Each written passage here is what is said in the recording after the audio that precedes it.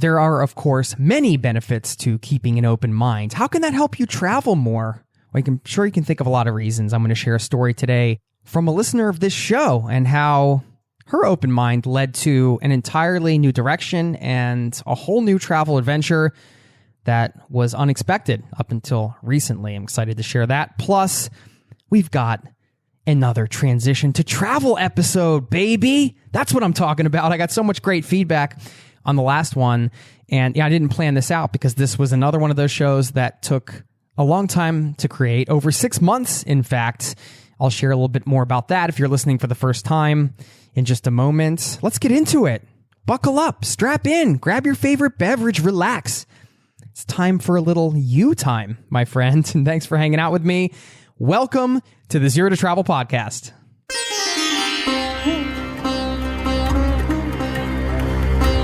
You're listening to the Zero to Travel podcast, where we explore exciting travel-based work, lifestyle, and business opportunities, helping you to achieve your wildest travel dreams. And now your host, world wanderer and travel junkie, Jason Moore. Hey there, it's Jason with ZeroToTravel.com. Welcome to the show, my friend. Thank you so much for hanging out, spending a little time here, letting me bring some travel into your ears today. This is the show to help you travel the world on your terms, to fill your life with as much travel as you desire, no matter what your situation or experience.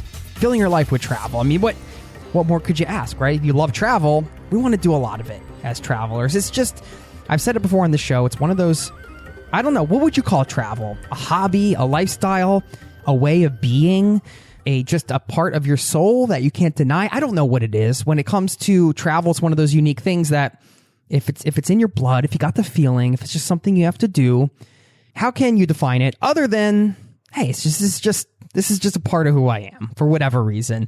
You can relate.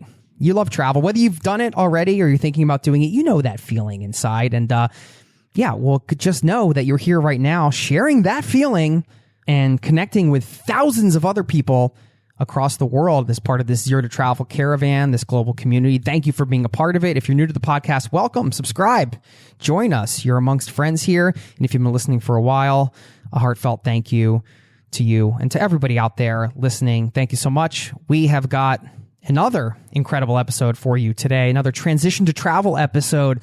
And if you're hearing that for the first time, maybe you listened to my past episode with Sophia and Teague, where we did a before and after, where I recorded an episode with them before their around the world trip, and then a year later afterwards, and we got to see how travel transformed them and what it was like. And guess what?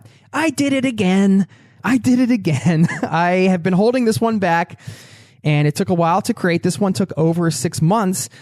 But, these projects are long-term projects, and you never know when I'm going to drop one on you, and I'm dropping one today with a friend of mine who's also a member of our community location, Indy. Talked to him before he quit his job, and then over 6 months into his trip biking across the USA, and we get to see that travel before and after. How does travel change somebody? And what can it do to you? And how do you feel before? And what are the anxieties and the stresses around that somebody can experience? And what is it like once you get on the road and the reality of it? And how does that compare to what you thought? Were the things as scary as you thought they were going to be? Certain things? Are you more chill? Or are you as chill as you thought you would be after you quit your job? All these questions. And this is, of course, one individual's experience. But I love bringing these episodes to you because, first of all, it's just a labor of love. I mean, taking so much time to create an episode, there's something satisfying about publishing something and sharing it with you that took, over 6 months in the making. And I know it's going to provide a lot of value as you see in one episode how travel transformed one individual over a period of time, a short period of time. And when you look at the big picture, I mean, we're talking about 6 months. And of course, Joe had months leading up to quitting his job and everything like that. By the way, before we get into this, I just do want to say, because Joe is a part of our community location, Indy, and we just opened up the doors for a few days. And I wanted to say thank you to all the new members that joined our community there. If you're interested in being location independent and working from anywhere, You can check out locationindie.com. Just quick thanks to everybody that just joined the community. I'm thrilled to have you in, and I know there are a bunch of people that listen to this podcast that are there. So just want to say thanks to them. If that's something you're interested in, you can go sign up on the email list. We got some cool stuff coming up over the next few months, and you can check that out. I mentioned at the top of the show, the shout out I was going to bring to you today was about opening your mind up to travel. And yeah, like I said, you're going to think of many advantages to having an open mind, I'm sure. And, you know, I think about this in my own life. I like to think I'm open-minded and I'm open to all possibilities. And often I am, but like everybody, you can get boxed in at certain points, or you think you're walking around with an open mind and you realize, oh, I've been having this repetitive pattern, or maybe I'm not as open to this thing as I think I am because there are some fears around that, or whatever the case is. So it's like good, I think, to check in with yourself and be like, hey, is my mind truly open right now? Like, am I like totally just free with it and just putting it out there and just broadening my mind and allowing things to come into it and being open and non-judgmental to, you know, opportunities or people or whatever the things that are around us in our external environment, and just checking in and being like, hey, let me stay open and free, and let me see where this life takes me intuitively is a wonderful gift.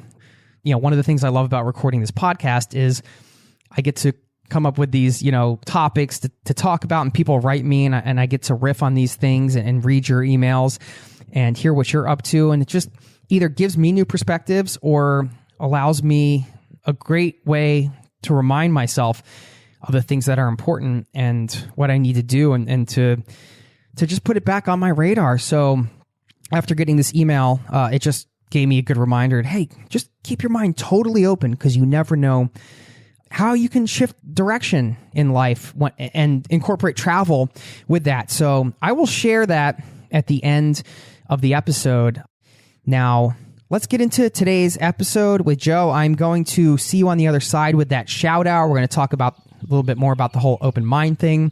And I'm going to leave you with a really great quote today that ties in with everything we're talking about. Enjoy a little time traveling. Enjoy this before and after transition to travel episode. I'll see you on the other side, my friend.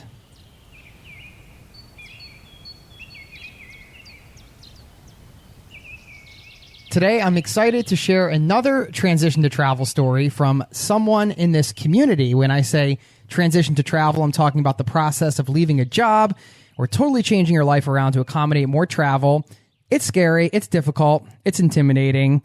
Making that leap is a huge decision, and I think it's important to share these stories because they can help us gain new perspectives and learn what we can do better during our own transitions. You can find my guest's work at tryfortravel.com. That's TRI for travel.com if you want to follow along on his journey. Joe Ferarra, welcome to the Zero to Travel podcast, my friend. Thanks, Jason. Good to be here. Yeah, man. I was really excited when you first emailed me. You said you had listened to like every episode. So I was like, oh man, that's serious dedication. So thank you, my man. I appreciate that. And I wanted to just start by reading a snippet of your email. And how this show works, we should explain to everybody, is I'm talking to you like right before your trip. So we're going to talk about like everything that led up to this point and how you're feeling right now and stuff like that. And then we're going to talk to you like some months down the road. I don't know how long, but we're going to do a little time traveling in the middle of the episode. We're going to talk to you in some months, and we're going to see how it's going, how the realities, if they match up to what you thought beforehand, and all that good stuff, so people can get a really good snapshot of what it's like. So, but I want to read this first email you sent, just a little part of it.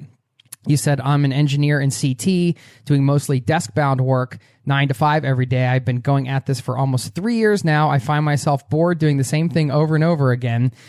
You go on to say, I'm working towards quitting my job this upcoming summer and starting a bike tour around the country. Exploring and finding what I really love is the only thing I can imagine doing right now. Without you, I would not have realized any of this is possible. I didn't mean to put that last sentence in there, but I appreciate that.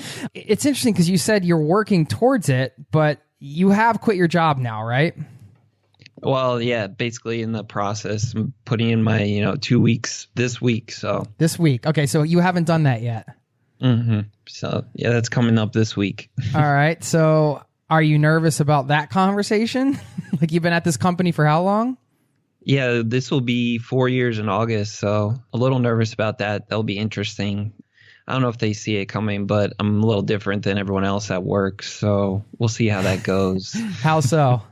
I'm way more active and always asking like to do different things instead of just being complacent. And I've always asked for different things to do, and I've never really gotten that. So, I've been like, oh, can I travel more or like do jobs where I can get outside of my desk and do things like that? And it's always my boss like takes it into account, but it never really happens. So that's kind of why they can maybe see it coming. And then also I've been working on like my master's in international business kind of to expand my role there. So they kind of figured I didn't want to be an engineer forever. So yeah.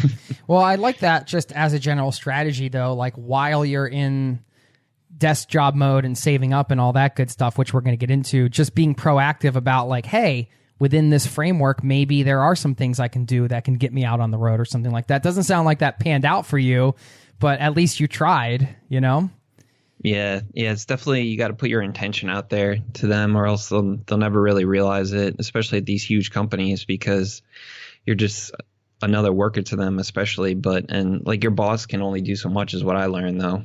So totally. Yeah. Everybody's hands are tied to a certain point unless you're dealing, I guess, with the owner. So tell me about your travel experience. Like I know you're into health and fitness. That's why Tri for Travel, TRI, I'm assuming is related to like triathlons and different things like that.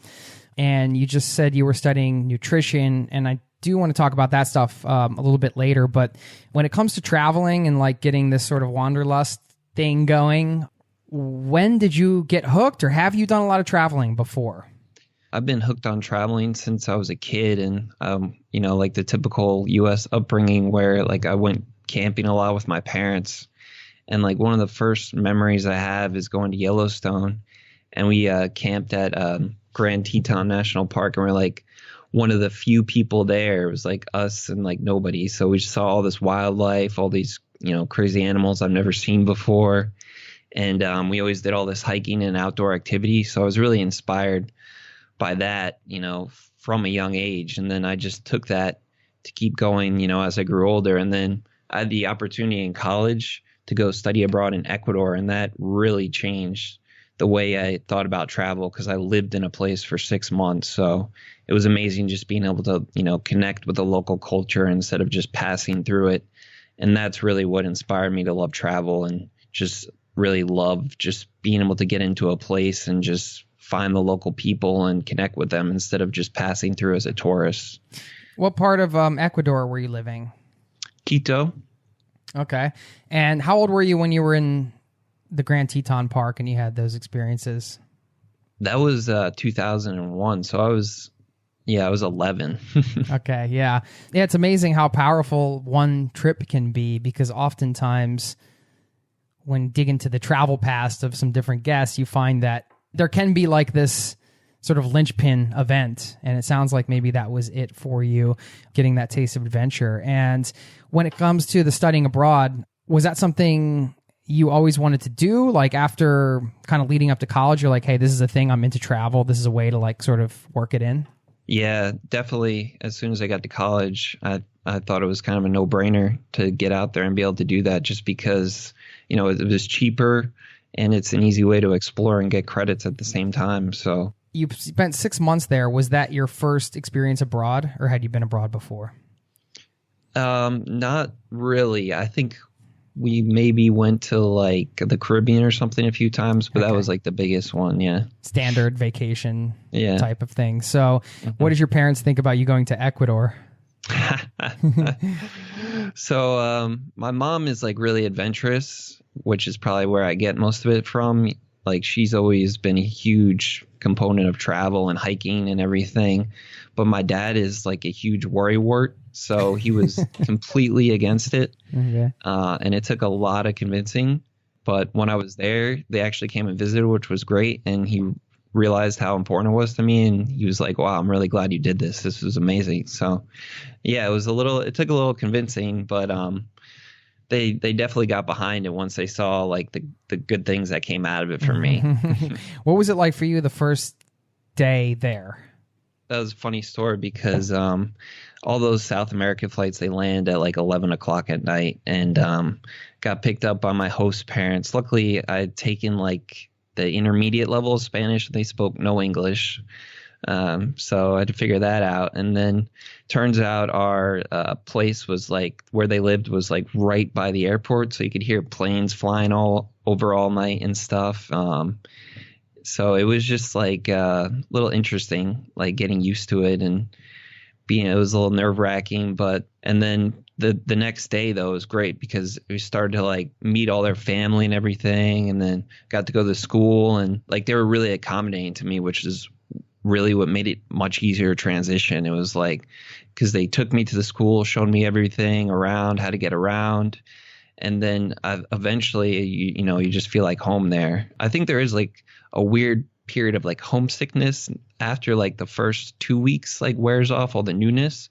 But then you kind of get beyond that, and it's really like, you go travel someplace else, like, oh, I'm going home back to Quito. Yeah. After this. It becomes your new home. Your new home gets redefined. Okay, so let's fast forward. You finish college. At that point, what are you thinking? Because you have this travel experience. You have the travel bug. Are you thinking, okay, like now it's time to get real and settle down and get a regular job? Or was your plan at that point always to kind of work for a little while and then travel again? Or what was your thought process there?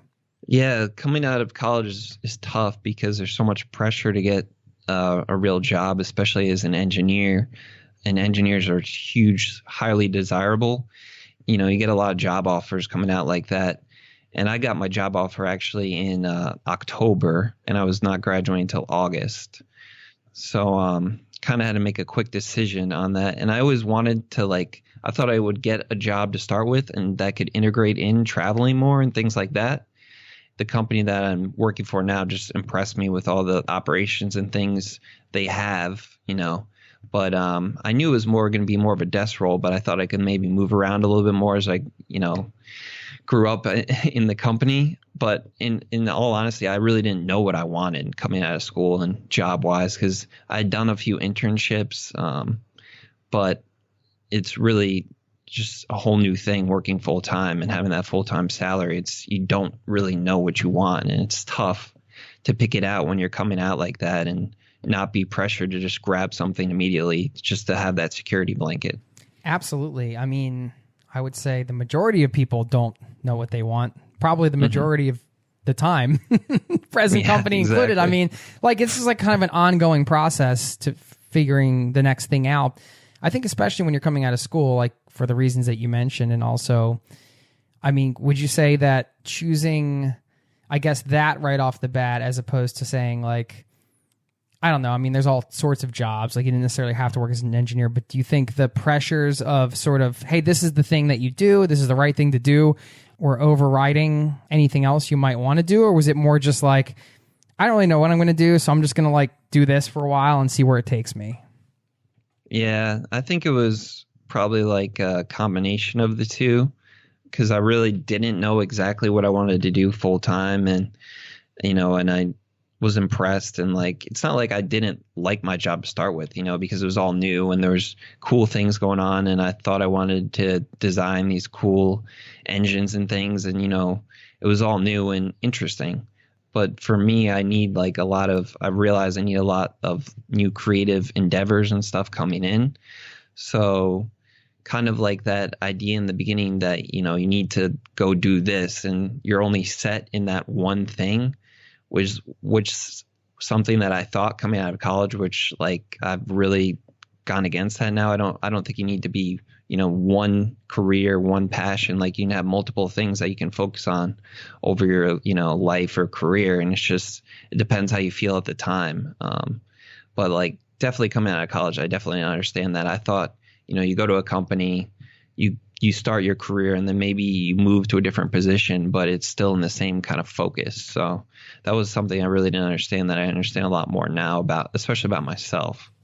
Yeah, that's cool. It's interesting how the status quo thing, even though you had these experiences, I mean, you're definitely not alone with this, but I just see this pattern where, you have these awesome travel experiences, you go abroad and all that stuff, and then the status quo thing creeps back in, and then it just kind of is there and it just happens. And then it's weird because you're 4 years into the job now.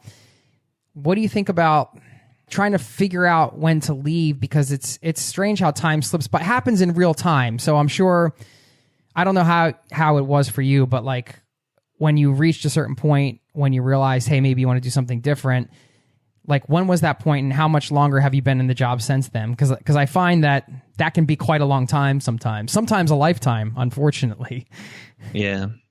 Yeah, I think once I started realizing that people were living differently, like location independently and traveling more, which I didn't even, realize really was an option until I started listening to your podcast and some other podcasts about people just living a different lifestyle. And, that was about 2 years ago. And then I started really to form plans of kind of what I wanted to do and kind of think about it more. And, first I thought maybe I could, try to do a different kind of role in my company. And I tried a few of those to start with, didn't really get anywhere with it. And then I was like, well, I'm really passionate about this triathlon and travel thing. Why don't I just combine this into something, because it's something that I've always looked around and it's hard to find info on that really summarize it all together. I figured I'd just follow something I'm passionate about and be able to put it into a package. And then ever since then, about a year ago when I started my site, it's just been like, that's the thing I know I enjoy doing right now, especially like, I hate sitting in the office all day. I just want to go and work on my website because I like writing the posts. I like connecting with people, helping them, coaching. So it's just been like this year has been especially tough because it's just been like I have had, very little passion at work.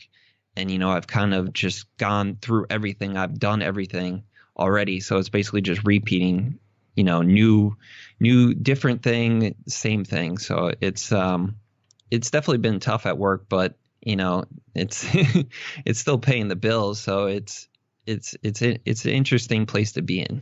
Well, that's the tricky part, right? And then it's like to leave the paycheck behind is never an easy thing. And also, I think what you're talking about, like I've experienced that, where this switch just flips in your brain and you're like, I'm just super excited about this thing and I just can't do this other thing anymore. And it sort of reaches like this defining moment where you kind of have to have this big decision and it has to go one way or the other at a certain point. At least that's the experience I've found. It sounds like you've had something similar. Like, let me just go back to one thing you said. You spent about 2 years ago, you started looking into this stuff and discovering sort of these alternative travel-based lifestyles. Sounds like you kind of just absorbed a lot of information and went through that process and then started your site. What is your advice for other people that are in that process? Like I found that's a necessary process, I think, at least I found in my personal experience and talking to others, is sort of like reading a lot and absorbing and like thinking and just kind of, I don't know, being a sponge for a little while and sort of figuring things out, even though you're not going to get it exactly, but just sort of exploring, I guess would be the word. But then you have to go to make actual travel happen like you are. You have to go from the exploratory phase to the action taking phase. So what was that like for you? I think it's just taking small steps every day. It's going to take longer for some people and shorter for other people, but I just took small steps. I'd been thinking about my website forever and I was like, well, I just need to buy the domain today. And that's what I did. I just bought it. And then after that, it was like, well, I need help. I don't really know what I'm doing. So I joined Location Indie because it was perfect. That's going to show me how to build this and really, connect with the audience I want. So it's just those little things that you do every day to get you towards that goal. Maybe saving a little bit extra, not going out with friends. You have to make sacrifices for sure, but you have to just align your priorities to what you want. And that's kind of what I did. I just like, this is what I want to do. So all my priorities are going to be centered behind that right now. So you're quitting your job this week, which is insane. Because we emailed back and forth and I was like, yeah, talk to me like, let's get in touch like the week you're quitting your job or something like that. So we could really dig in to see how you're feeling. So now it's real, man. First of all, what are your plans travel wise? And then I want to talk about like how you're feeling. Gonna quit this week, and then on about the 20th of August here, I'm gonna step out my front door, jump on the back of my bike, and start biking down the East Coast. And then my plan is to start cutting across in Florida, which so I'm just trying to follow the adventure cycling routes and just start kind of going around the U.S. And then you're going on a bike tour. Yeah, big time bike tour. And then from there, it's all up in the air. I think I want to actually bike up the California coast after that. So it's kind of, biking is just something I've always loved doing. And I love exploring on the back of a bike because you see so much more than just in a car or anything. So, and it's human powered, which I love. You know, it's kind of all behind of everything that I've always liked. Yeah. So was that something you decided on a while ago, that it was going to be a bicycle adventure? Yeah. And I've been trying to kind of plan out behind that of all the stuff I need. And, you know, because it's definitely a little bit more complicated than just grabbing a backpack and heading to Southeast Asia in some ways. But so... Like money wise, have you just been saving a lot of money? Like how much money do you have saved up for this trip? And it sounds like this is like you don't have a set time. This is just an open thing. Yeah, I've been saving as much money as I can, you know, so I have probably like, you know, $10,000 squirreled away. It's tough to say because I don't even know how much I'm going to be going through, but I've definitely been planning out for a while, and I have the luxury, you know, of being an engineer, you know, which most people don't, you know, have this. It's more of a high paying job, so I have the opportunity to save a lot more money. And, you know, I've been living pretty modestly, like almost since I came out of college, as if I was in college. You know, I've never been a huge materials guy, so I've been buying on only kind of what I need. So that's helped a lot. Yeah, in regards to that, it's just, and planning and money wise, we'll just have to see how it goes. But hopefully along the way, I plan on trying to build kind of my location independent business so that, you know, that kind of becomes my mainstream. And honestly, I don't think it's going to be that expensive to do this bike tour. You know, it's basically food and lodging. If you have questions about bike touring, I've done a ton of podcasts on it, so you can dig in. Hopefully you've upgraded the ramen noodle diet, though, Joe. Have you gotten a little upgrade there?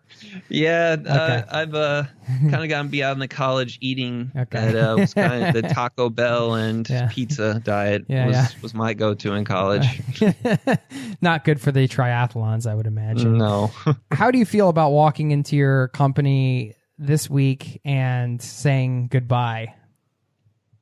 Yeah, it's definitely a little nerve-wracking, especially when it's something that I've been doing for 4 years, and you can definitely get complacent just sitting there and just being happy because, you know, I don't have to go anywhere. You know, I'm not in any risk of losing my job or anything. So, is there anxiety? Yeah, definitely. What's it around? Is it around the money or the stability? I mean, if you dig deep, what's the anxiety around? Yeah, it's definitely the stability. Just because, you know, having a stable paycheck, you know, it's coming in every 2 weeks and it's just something you don't have to worry about or work for. But it's definitely going to be liberating at the same time, just being able to do something different and not be stuck at something I don't enjoy. What are some of your other fears? Definitely just some fears around just like making sure that I can actually do this, that I can sustain it on the road and, you know, keep going and not burn myself out and actually enjoy it, be able to just do the physical part as well. That's kind of another fear. And then just making sure that, you know, it is something I actually want, you know, and I'm not doing something crazy or presumptuous that's gonna screw me over in the future. So So you're a little worried about future prospects or what you might do when you come back? Yeah, a little bit, definitely, because I don't have any, you know, definite plans for that. And that's definitely what my parents are obviously worried about first and foremost is, you know, like, what are you gonna do when you're done? Well, I don't really know yet. That's what I have to figure out when I get there. But I guess I'm not super worried about that because I feel like I'll just make it work. And, you know, because I've done it in the past. And so it's just going to be a whole process of just getting through it and just being innovative and creative with my new endeavors, which is something I'm actually looking forward to instead of just, you know, right now my path is set, but in the future it'll be way more variable and I'll be able to kind of pick and choose what I want to do. It's always best, I think, just to sit in the adventure and enjoy it and to not think about what you're going to do later, because those things will come. And when you're traveling, you're opening up your mind as well, and you're open to a lot of different possibilities that could lead in a lot of different new directions. So I actually think that the more you can let go of like the worry of what is going to come later, the more opportunity you'll have to actually, I don't know if manifest is the right word, but to attract the things that maybe naturally you're supposed to, whatever direction you're supposed to go next. And whether that's, back to doing an engineering job or something else. I mean, that's how I feel about it. And I'm just really excited for you, because the whole adventure is ahead right now. I mean, really. And have you gotten rid of your apartment, or what did you decide with all that stuff? Yeah, so it's a little more complicated for me because I actually own my house. But luckily I have a pretty great roommate who's probably going to be able to manage it while I'm away. And then hopefully I'm trying to rent out my room in these next few weeks to pay for some of that. That's another big thing to manage, and really, but I'm lucky that, I have some support back here to help me out with that. Yeah, and then I've just been constantly just getting rid of as much stuff as I can and just trying to pare it down and just make it easier to just break all the ties here. Has that been hard, getting rid of stuff? Yeah, it definitely is at the beginning, but then once you start like having less, it almost feels better. It's like less stuff to choose from, pick around, and it's like I feel better about having less stuff. It's easier. yeah, but it is a process. So yeah. Well, cool. I have no idea when we're going to chat again on the podcast. At least I know you're in our community location, Indy, so we'll be chatting on various events we're doing and stuff like that. But as far as this podcast and you on the road and everything like that, we're just going to have to see. I don't know, maybe check in when you get to the West Coast or something, and you'll have the whole of the United States under your belt or under your wheels, I guess. And then we can revisit some of these topics and see how it's going for you. And who knows where you'll be then. But I'm really excited to find out. So, Joe, thanks so much for your time. We're going to get in the time machine and chat with you here in a bit. Yeah, that's going to be great. I can't wait to see where I actually am in the future. Who knows? Any advice for your future self? I feel like I want to tell myself to take a shower.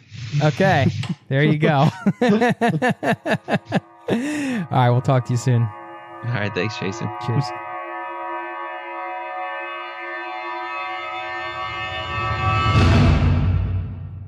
All right, we've done a little time traveling. We went through some crazy tunnels with some lights, and we were spinning, and everything got crazy. And now it's over 6 months later, and here I am on Skype looking at Joe, who doesn't look like a baby-faced guy who quit his job anymore. He looks like a grizzled travel veteran with a giant beard, almost Forrest Gumpish after he went running through the desert. First of all, I'm going to ask you, Joe, did you take a shower today? Because you might not remember, but that was your advice to your future self at the end of the last part. Take a shower. I did. I did take a shower, and I've actually showered more than I thought I would. Okay. Yeah. I mean, I am so excited for this because we're going to get a true before and after picture. I wish we actually had before and after pictures. Maybe you can send me one if you have something from the beginning of your trip, and then send me something from today or last week or whatever. We'll post it up so everybody can see. We talked to you right before you quit your job. How did quitting your job go? Like, how did you feel? It was definitely weird because it was so different than anyone else that I was hanging out with was doing. I felt vindicated for sure. And the other thing about it was I was really surprised how my manager and everyone thought it. Like, they were just kind of impressed with what I was doing. I thought they would be more upset. But as soon as they found out I wasn't like going to another company or anything, they were like really impressed with what I was doing and like kind of like cheering me on. So that was kind of cool. So it ended up working almost out. Like inspired in a way. Exactly. Yeah. So it ended up working out pretty well, I think. Way better than I thought it would.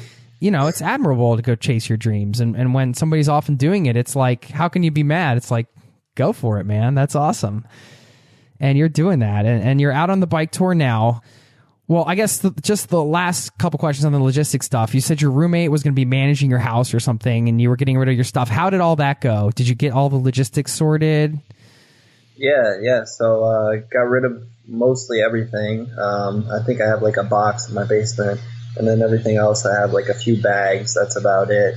And then my roommate has been fine managing everything, and I'm actually making a little money on rent from renting out my room. So that's been semi-helpful. Unexpectedly? Yeah. Nice. So that was good. So making a couple $100 that, which is just nice, having something to rely on. That's just passive income. Yeah, besides that, the house, everything's fine. And, if anything comes up, he's there to fix it. And, it's not like anything dramatic has happened. So it's, it's like all those worries kind of just fall by the wayside once you get out there and you can figure most things out, I feel like, anyway. What do you mean by that? Like the worries fall to the wayside once you get out there? Yeah, because before you start, traveling, I guess, and you quit your job, like there's so many different things, like how am I going to afford it? How am I going to keep going? Like what's going to happen if I get like stuck somewhere, or if my bike breaks, for instance, or like I can't get to where I need to go for the night. You just figure all those things out. Like, even if you're not 100% ready, a lot of things will work themselves out in weird ways, I think. And you can still work it out as you're traveling for sure. Like in terms of like renting out my house and everything, it's just I have someone there that I know can work those things through. Or, if I need to, I can, even call, or worst case could fly back there. But, I don't really need to. It's just like the little things that seem like big things become more little things, I think, as, you get used to it, and it's just not as big a deal as it seemed before giving it all up. Yeah, like you can run all the scenarios in your head of like the random crazy things that could happen that your head could make up, and some of them do happen. I mean, do you want to share an example of what you're talking about in terms of like something you were worried about, I guess, beforehand that actually happened that maybe, yeah, like how did that turn out? I guess some of the bigger things that, I was worried about was just making sure that like the house and stuff stayed, like all the maintenance and stuff. So actually had a pipe break fairly recently. That's a pretty bad situation. Yeah. But you just deal with it. Yeah, so my roommate called me. He's like, yeah, there's something leaking out here. I was like, oh, God. He's like, all right, don't worry about it. We'll get a plumber in here and see. And then he ends up getting a plumber, and the plumber doesn't even charge him because he knows my roommate's girlfriend. I feel like if you have someone, like a property or something, you have someone you could trust managing it, even the worst case scenario, there's always something they can do. In that terms. What about on the travel side? Like, the worries of, oh, where am I going to stash my bike, or where am I going to sleep every night, or all those things. Like what's some stuff that you stressed about that turned out to maybe not be a big deal, and vice versa? What are some things you didn't stress about that maybe were a bigger deal than you thought they would be? The biggest thing that comes to mind with bike touring is finding a place to sleep for the night. It can always be stressful. And I've experimented with, camping, wild camping, which is basically just pulling off the side of the road and camping in the middle of the woods, seeing how I like that, and had some interesting experiences with that. Like what? So I never got caught per se. I've only done it about two or three times because it's illegal in the United States, right? Right. And you can easily do it though. There's so much open area of nothingness, especially when you're biking on these back roads and stuff. But I had one night where I was camping in South Carolina, and I just had a weird feeling when I was setting up camp, but I was like, oh, whatever, I'm obviously not going anywhere now. It's dark. Woke up about midnight to some heavy breathing outside my tent.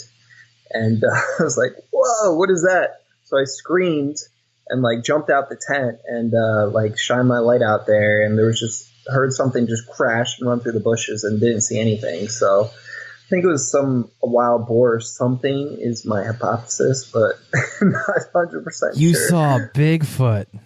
Yeah, it could have been or something like that. But and it was also really creepy because it was a full moon. And also when you're in the middle of the woods by yourself, you think every noise is something, and I've never really done that before. So yeah, even those weird things, they make fun stories and nothing really happens about it. But yeah, that's definitely been a tough part in terms of that. Had you been camping by yourself before this trip?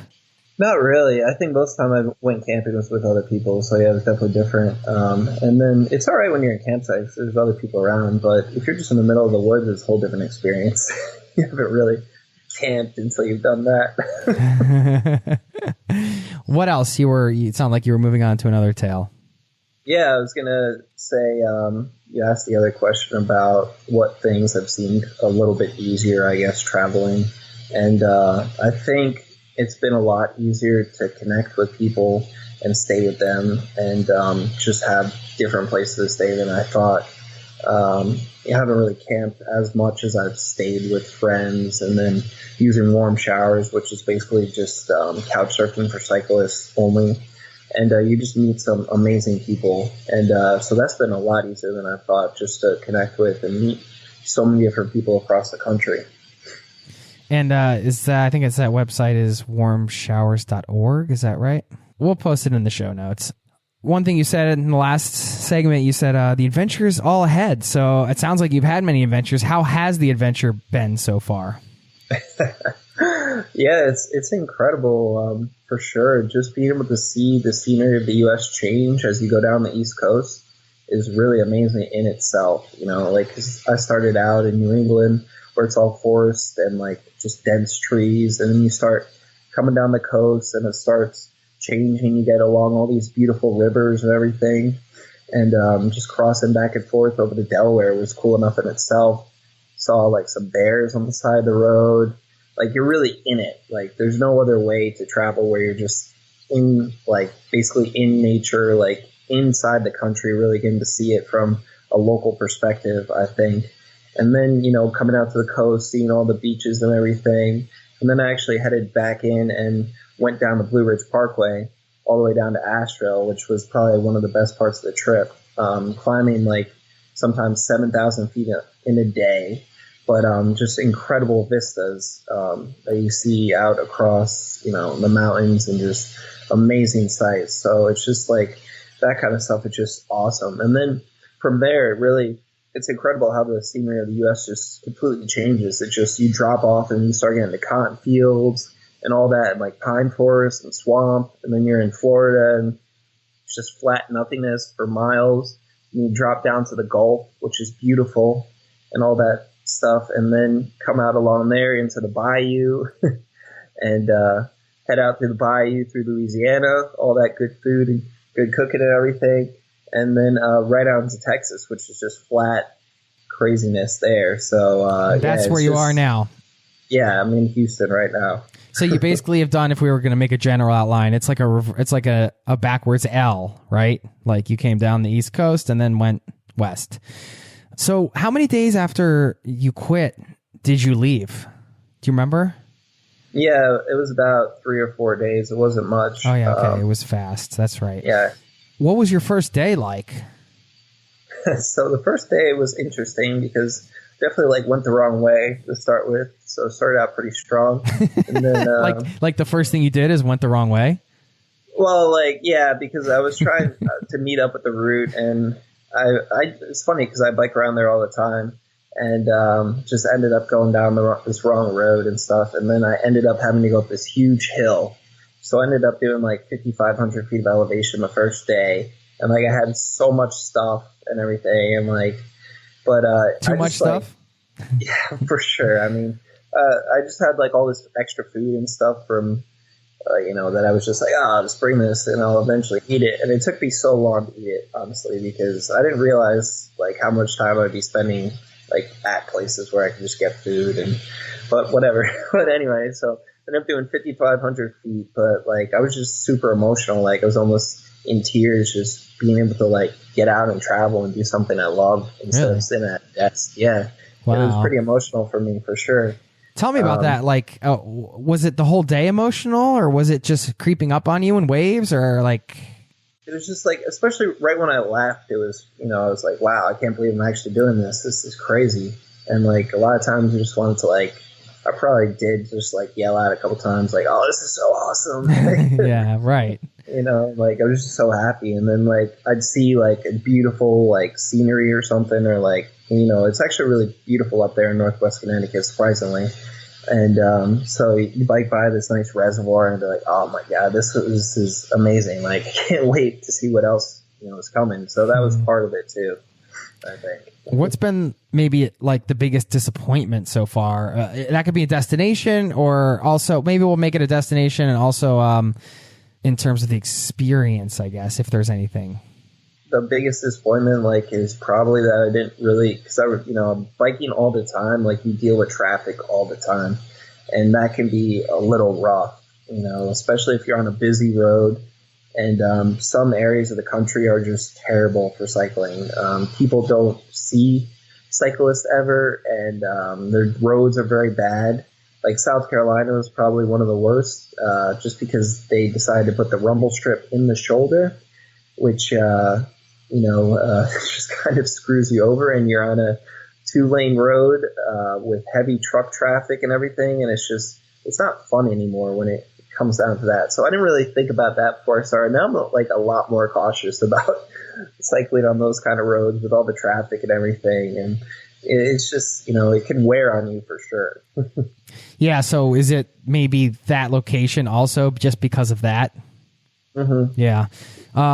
Is there a way to avoid that? Like, people that are listening, they want to cycle across the U.S. Like, what are some of the resources you use to plan your routes, and like, what are some things like that maybe somebody else could learn from, that like mistakes that you made that they could do smarter? You can definitely avoid that if you want to. Sometimes it's unavoidable because you're coming into cities and stuff. But if you're okay with missing some things, or sometimes taking a longer route, like a lot of times I was like, I don't really want to go this way out of the way to where I was going. What I was talking about was going into Myrtle Beach, which there was really no other option. So if you're okay with missing some cities because the route doesn't look good or things like that, or just taking maybe a really wayward way, there are ways to figure it out. And the best ways to do that are to follow the adventure cycling routes, because that they're going to be good routes on good roads with light traffic for the most part. And you don't even have to use your phone if you don't want to. You can buy paper maps, which is great. Getting away from technology, everything. And if you do want the actual map files, you can download the GPX files and follow them on whatever device you have. So that's really good. Then you can also use Google Maps, but you have to be really careful with that, because they will put you on busier roads with no shoulder sometimes, where it's actually pretty dangerous. So the best way to do that is look ahead on like the satellite view and make sure there's a shoulder, or it's only a short section or something like that, or bike lanes. And also make sure that it doesn't take you on dirt roads, because they love to do that. So you got to really make sure that if you're using Google Maps, that it's not taking you on busy roads or like down dirt roads where you have to turn around because you're in like 5 feet of sand, which has also happened to me. So 5 feet of sand is not easy to bike through. No, exactly. That's adventurecycling.org. Again, we'll post these links. So what are some of the highlights for you so far? I mean, you mentioned, it sounded like you had something good to say about all the regions you've gone through. Are there a couple particular stories you could share that might illustrate like what the trips meant to you, in terms of like maybe people you've met or places you've seen? Or I think it really became a lot more about meeting people for me. I thought it would be more about biking, but the way I ended up doing the trip is it kind of like ended up zigzagging a bunch, because I ended up staying at a bunch of friends' houses and everything, and just reconnecting with them. A lot of people that I hadn't seen since college, and I really didn't expect that, and it was really amazing. And then there was also just connecting with strangers, even on the side of the road, or warm showers, especially since you relate so well. A good story about that is I met a guy in upstate New York. He, really cool guy. He is basically like almost called like a trail angel for the cyclists, because he was like a landscaper. So he'd always see people passing through. He'd help them, give them a place to stay, or, give them whatever they needed. But he was actually a huge mountain biker, almost semi-professional. And then he was riding his motorcycle one day and he got hit by a car, and he lost his arm and his leg. But the guy was just so upbeat about life. And I was like, would you change anything that you did? And he was like, definitely not. I'm just loving what I do. And he's actually like gotten back out on a bicycle since, like, especially modified bicycle. And he's just like working, he's planning on retiring before the accident, but now he's just working on, getting back in shape and like trying to do everything he can just to be happy and healthy. And it's just like those kind of stories that people just share with you. I think when you're vulnerable out there on the road, I think people are so much more willing to tell their story too, which has been really incredible to hear those stories. Especially being on a bike, right? You're super vulnerable. Like you're just out there, and as a traveler, yeah, you're right. I mean, you're kind of out there in strange places that you haven't been, that you're not familiar with. So I hadn't thought about that. That could be a reason that people might open up a little more, but I think that can be true for sure. If you rewind before the trip and you think about, okay, like how you viewed America, your home country of the United States, and has this trip so far, you're over 6 months in biking through the States, how has that changed the way you view your home country now, if at all? I think for sure that people are much nicer than you think. Like, I think 99% of people are looking out for each other, because you get in a bubble, I think, in the U.S. where everyone's like, everyone's out against each other and like everyone, is looking out for their own interests. But when I've been biking, it's incredible about the amount of people who just stop you on the side of the road and just to ask what you're doing and give you some food or, a couple granola bars or even like a hot drink. And, a lot of people that even just like will open up their homes without even knowing you, and that's incredible. And I think a lot of people don't realize that like there are really amazing people out there. And I think 99% of people in the U.S. are like that. But I think a lot of people are just super afraid to get out there and stuff because they just think that everything they hear on the news is what's happening, but it's really not. And I think a lot of other travelers have talked about that. But when you're biking, you really do see it because you really need help a lot of times. Especially if your bike breaks down or you're in the middle of nowhere and need a place to stay. Like you have to rely on people. So you really see that people really are good, and that's really what's been incredible about touring around the U.S. and seeing the different areas of it. It doesn't matter what region you're in, you'll always find good people there. Has safety been an issue at all? Have you had any, besides the wild boar, or the Sasquatch, or whatever it was? Yeah, it's been okay. There's been a couple close calls with cars. Nothing like crazy. I've got a mirror and everything, so now kind of like crazy about looking in that to make sure cars are actually moving over. The worst thing is sometimes you have people who buzz by you on purpose. I was talking to like a cyclist who was going the opposite way, another tour, and we had like a truck who came. He looked right at us. It came right by us. You could just feel the wind and everything. That's the kind of thing that freaks you out. But so those are the only things. But I've added like a vest and like I've got a flag now. So like you can do like a few things to make yourself more visible, but and the mirror is really important. But I think that really helps with safety. But I guess there's only so much you can do when you're at the mercy of drivers and everything. Yeah, that is probably when it comes to bike touring. Like if I was going to ride across I want to do a big bike tour, but that is the number one thing that I'm afraid of is the I mean, I think that would be probably everybody. Like I can sleep out in the woods and do all these different things, but I don't think the traffic is that's the thing. You can't really, you can pick your sleeping spot. You can't pick if a truck's going to buzz you or whatever, and which is upsetting that anybody would do that. But anyway, nothing's happened that has stopped you yet because you're still doing this. Trying to think back and reflect back to, and I know we're all ever-changing people, right? It's not a static thing to be a human being. But thinking back to when you started, like right before you started, and now, like how much have you learned? What have you learned about yourself? It's funny because when you look back, I think it's always a good thing. And like you look back at the person you were and you're like, oh, what was that idiot doing? It's kind of like how I feel, it's just like definitely changed.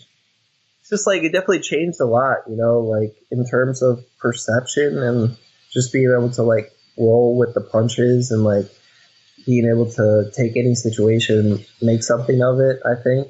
And also I really learned a lot more about like connecting with different people with different viewpoints and being able to listen more and just kind of, make deeper connections than I'm used to, I guess. Just being on the road and stuff and being vulnerable, like I said.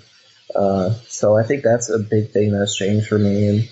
And also making more with less, for sure, because, being a bike tour, you have nothing, and you realize you really don't need much, which is crazy. Like, I'm happy to have like a couch to sleep on versus sleeping out in the woods in a tent, half the time. So it's, because it's funny, you come to somebody's place like, oh, I'm so sorry. Like, all I have is like this air mattress for you to sleep on. I'm like, well, that's a luxury for me. It's much better than just sleeping on the ground. So, I think it's definitely humbling just getting out there and just doing more with less and just realizing that you can do all those things without all the stuff. Can't help but turn into a little bit of a minimalist, I guess, or meeting all of these different people that you could never meet. It's so easy in our society, I think, to not interact with different types of people because, oftentimes, like, depending on what's going on, like if you're going like you're going to an office job every day, like you might get in your car,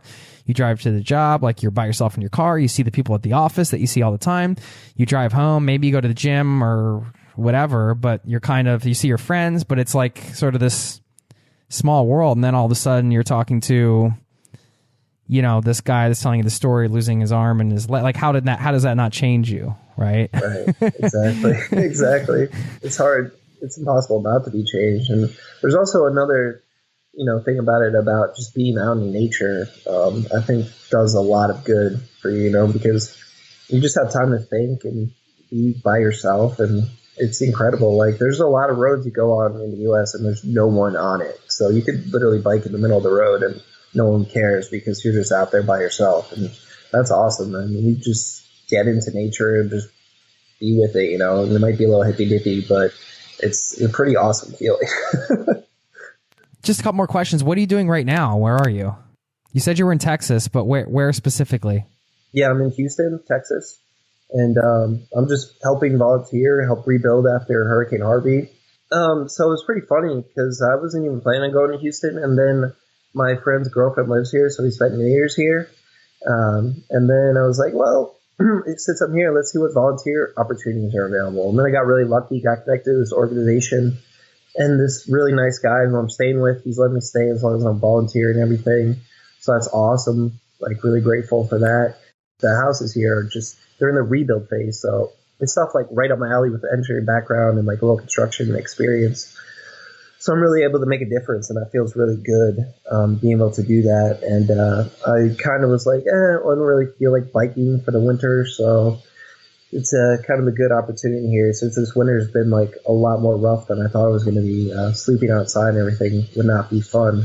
So it's just like everything kind of just came together. It's weird how like those things happen if you just like are open to new things. Yeah, and are you pretty open? Like, are your plans pretty loose right now in terms of this tour?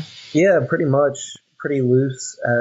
Just like when I started, I'm glad it was like that because I can't imagine what it would be like being on a set deadline for a bike tour because there's so many cool places you want to check out. Like I've spent so much more time in cities and things than I expected just because I've been having a great time and wanted to like hang out with the people I was with. And, you're able to get hyper local because you're with locals doing local things and you're getting like the best recommendations possible, I think. Yeah, we actually had this interview originally scheduled on like what turned out to be randomly the exact 6 months from the date when you left, but you were in, I think, Austin. You're like, I'm out with some locals doing some crazy stuff. Like, can we reschedule? I'm like, of course. Like, you have to be, on your trip doing it. So right before you started, you said you weren't too worried about what you were going to do afterwards, but has any of that changed? Like, do you have any concerns about, I think this is a big fear. This is why I'm bringing it up before people go on a trip. Like, what am I going to do afterwards? And they're already worried about the end of the trip. Like, you're on the trip right now. You're 6 months into it. How do you feel?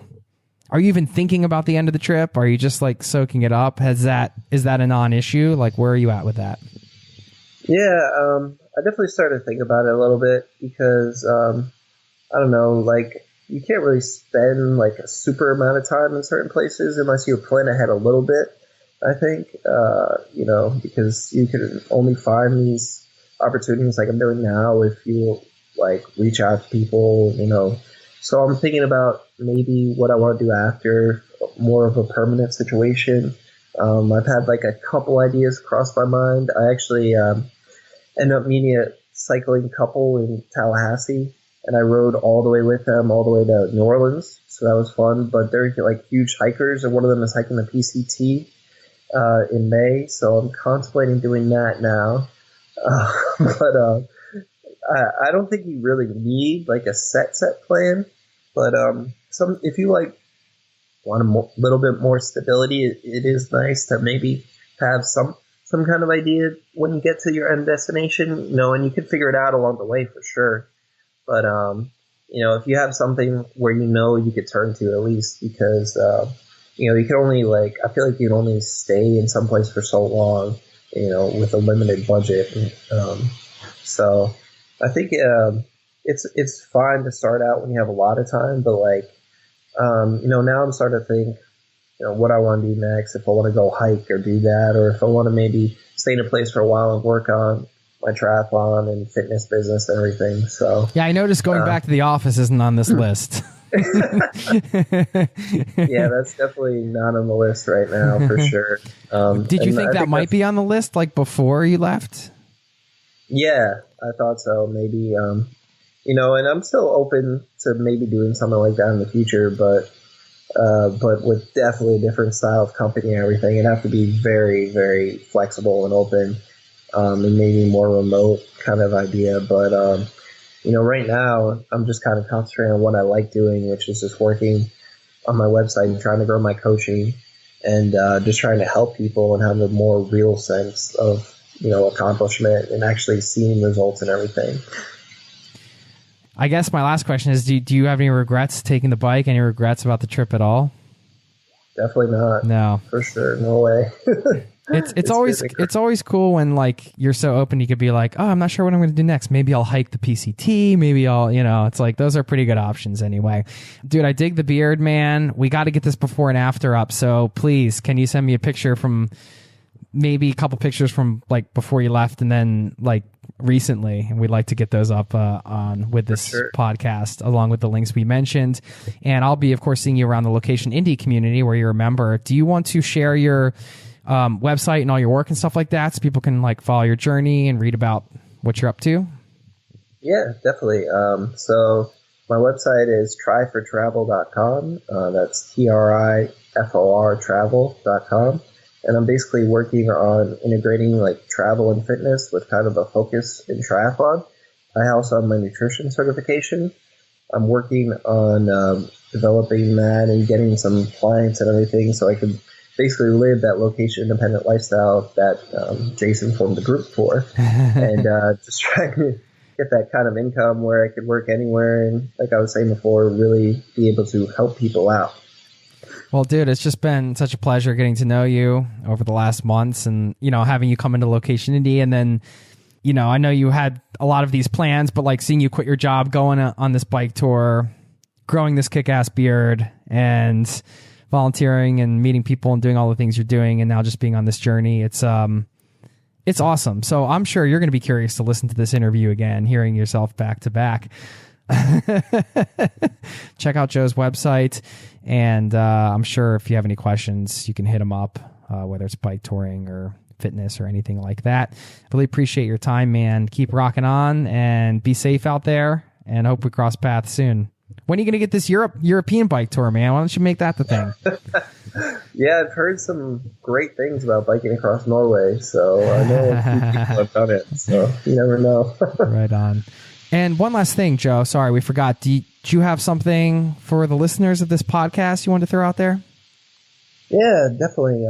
I've been listening to the podcast for a long time, as I mentioned in the first part of this series, so I wanted to help people out. I created a little link here. It's just tryfortravel.com, which is TRIFOR travel, /0 to travel with hyphens in between the 0 and the 2 and the travel. So we'll put a link in there, and I'm just offering a free 30-minute coaching session to see what you guys need in terms of nutrition or fitness or anything on the road. Obviously a little bit of experience with that now, having to do it this whole time. So if you guys have any questions about that, I'd be happy to help. Great. I really appreciate that. Thank you so much, and we'll chat soon. Thanks, Jason. Cheers.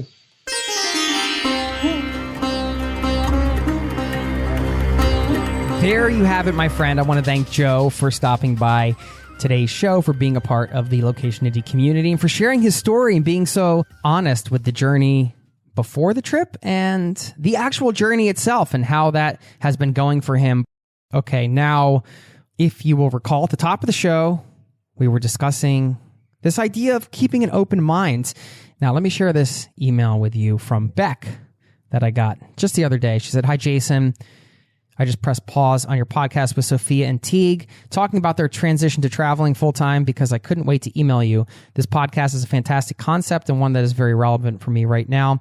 I'm a 35 years old Australian and a single mother to a 16-year-old daughter. I've always loved the idea of traveling the world, but have never had the opportunity to do so because I'd become a mom at such a young age. All my time and resources were taken up in raising my daughter, and I really didn't see how I could fit travel into our lives.